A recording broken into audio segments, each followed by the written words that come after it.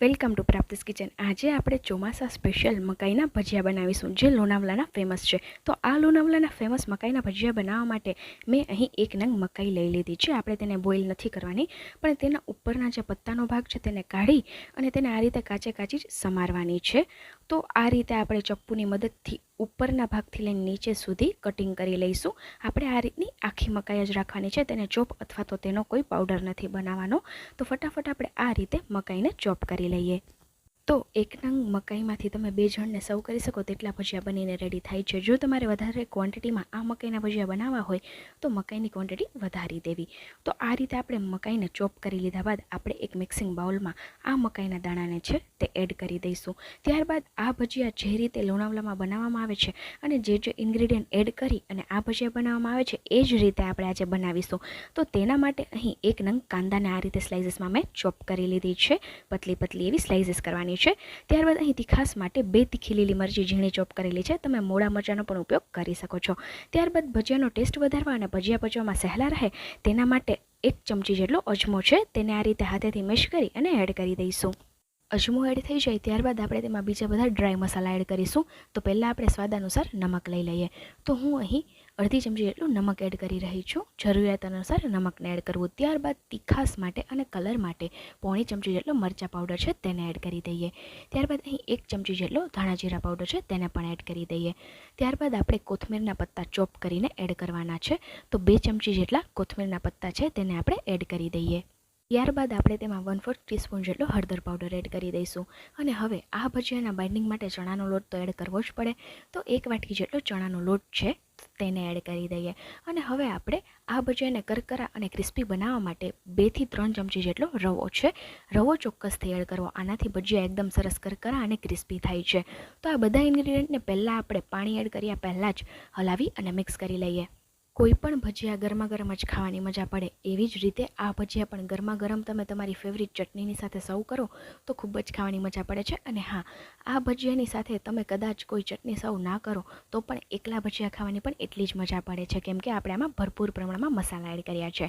તો બધા ingredient mix થઈ જાય ત્યારબાદ આપણે અડધા વાટકા જેટલું પાણી લઈ અને થોડું મિક્સ કરી અને એક સરસ એવો લોટ બનાવી લઈશું ભજીયા પાડવા માટેનો। તો આ ભજીયામાં વધારે પડતું પાણી નથી હોતું, ખૂબ ઓછા પ્રમાણમાં પાણી હોય છે, એટલા માટે જરૂરિયાત અનુસાર થોડું એડ કરી અને લોટ છે તે બનાવીને રેડી કરી લેવો। અને હા, પાણીને સાચવીને એડ કરવું, જો વધારે ક્વોન્ટિટીમાં પાણી પડી જશે તો ભજીયાને આપણે એકદમ ઇઝીલી તેલમાં પાડી નહીં શકીએ, એટલા માટે થોડું પાણી એડ કરી અને મિક્સ કરી અને આપણે બેટર બનાવી લઈશું। તો જોઈ શકો છો મેં ફક્ત 1/4 કપ જેટલું પાણી એડ કર્યું છે, તો પણ એકદમ સરસ બેન્ડિંગ આવી ગયું છે અને ભજીયાને બનાવવા માટે જે બેટર છે તે રેડી થઈ ગયું છે। સ્ટીલ આપણે થોડું પાણી જરૂર પડશે તો એડ કરીશું। મને અત્યારે પરફેક્ટ બેટરની કન્સિસ્ટન્સી લાગે છે, એટલા માટે હું પાણી એડ નથી કરતી અને થોડું આ રીતે કઠણ રાખવું પડશે, કેમ કે આપણે તેને તેલમાં પાડવાના છે અને આ ભજીયાને તેલમાં પાડતા સમયે કોઈ શેપ નથી હોતો ચોક્કસ, એટલા માટે તેલમાં પાડવા પણ સહેલા રહેશે। તો ભજીયાને બનાવવા માટે મેં એક કઢાઈમાં તેલને ગરમ કરી લીધું, તેલ ગરમ થઈ જાય એટલે ગેસની લો ફ્લેમ પર આપણે ફટાફટ ભજીયાને છે તે પાડવા માંડશું। આ ભજીયાને પાડતા સમયે ના તો તેલવાળો હાથ કરવો પડશે કે ના તો પાણીવાળો, એકદમ ઇઝીલી પડી જશે જો તમારી બેટરની કન્સિસ્ટન્સી એકદમ પરફેક્ટ હશે તો। અને હા, તમે ઈચ્છો તે સાઇઝના આ ભજીયાને બનાવી શકો છો, હું અત્યારે મીડિયમ સાઇઝના બનાવી રહી છું। બધા ભજીયાને તેલમાં પાડી લીધા બાદ થોડી સેકન્ડ્સ તેને તેલમાં સેટ થવા દઈશું।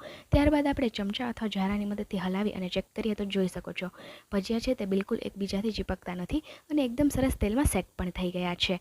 તો હજુ આપણે આને થોડા લાઇટ બ્રાઉન થવા દઈશું, જોઈ શકો છો આ રીતનો અત્યારે તેનો કલર છે। તો 1 મિનિટ જેવું હજુ આપણે તેને તેલમાં ફ્રાય કરી લઈએ, ત્યારબાદ તેને સર્વ કરીશું।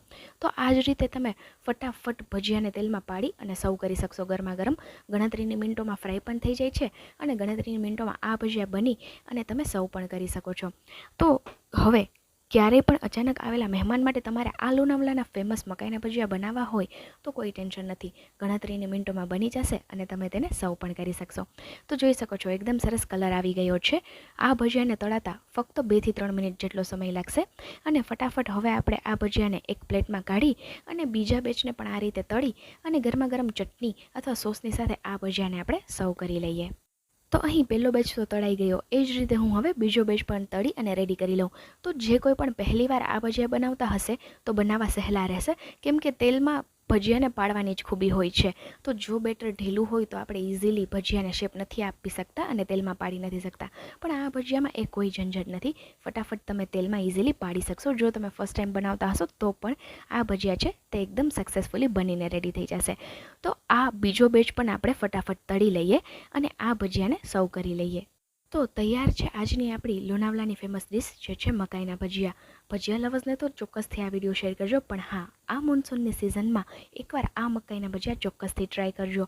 સેમ લોનાવલામાં જે રીતે બને છે એ જ રીત મેં અહીં બતાવી છે. જો તમારે કોઈ પણ બીજી આવી ફેમસ કોઈ સિટીની ડિશ જાણવી હોય, શીખવી હોય તો મને કમેન્ટ સેક્શનમાં જરૂરથી જણાવજો. અને હા, જો તમારે આવા બીજા સિઝનલ રેસિપીના વિડીયોઝ જોઈતા હોય તો પ્રાપ્તિસ કિચન પર આવ્યા છો તો એકવાર મારી ચેનલને વિઝિટ કરો, જેમાં તમને આવા ઘણા બધા સિઝનલ, અનોખા અને હેલ્ધી રેસિપીના વિડીયો મળી રહેશે. અને સાથે સાથે મેં ઘણા બધા બીજા પણ ભજીયાના વિડીયો શેર કર્યા છે મારી ચેનલ પર. તે લિંક હું આ વિડીયો પૂરો થાય એટલે લાસ્ટમાં સજેશન બોક્સમાં પ્રોવાઈડ કરી દઈશ.